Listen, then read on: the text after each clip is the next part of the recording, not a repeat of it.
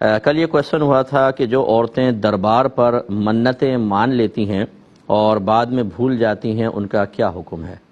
تو ہم آپ کو کل کے پروگرام میں یہی آخر میں ہم نے سمجھایا تھا کہ منت اصل میں اللہ تبارک و تعالی سے کسی عبادت کے ارتکاب کا ایک وعدہ ہوتا ہے.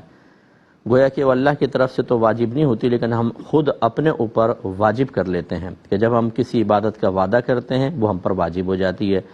جیسے کوئی یوں کہہ دے کہ بس اس مہینے کے رمضان کا اعتکاف اللہ کے لیے مجھ پہ لازم ہے، اور اتنی آواز سے کہنا اس میں شرط ہوتا ہے کہ کان سن لیں، تو وہ عبادت اس کے اوپر لازم ہو جائے گی.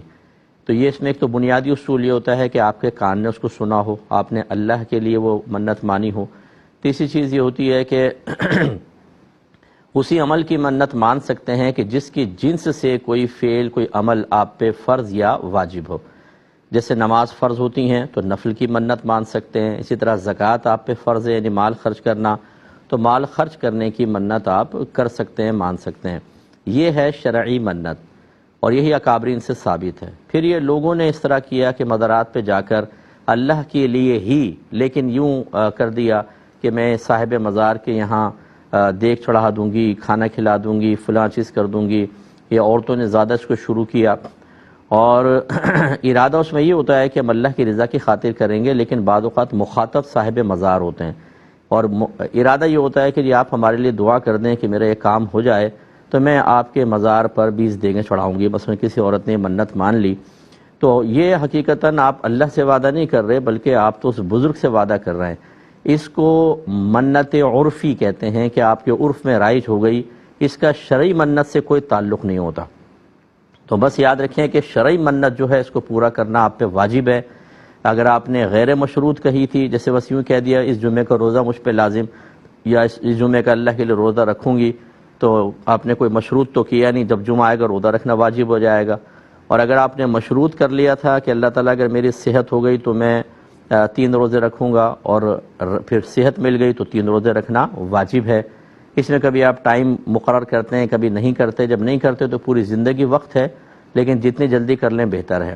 بس یہ شرعی منت تھی. باقی یہ عرفی منتیں جو ہیں بعد میں ایجاد ہوئی ہیں، اور ہم یہی کہتے ہیں کہ لوگوں کو سمجھاتے ہیں کہ آپ شرعی منت کی طرف آئیں.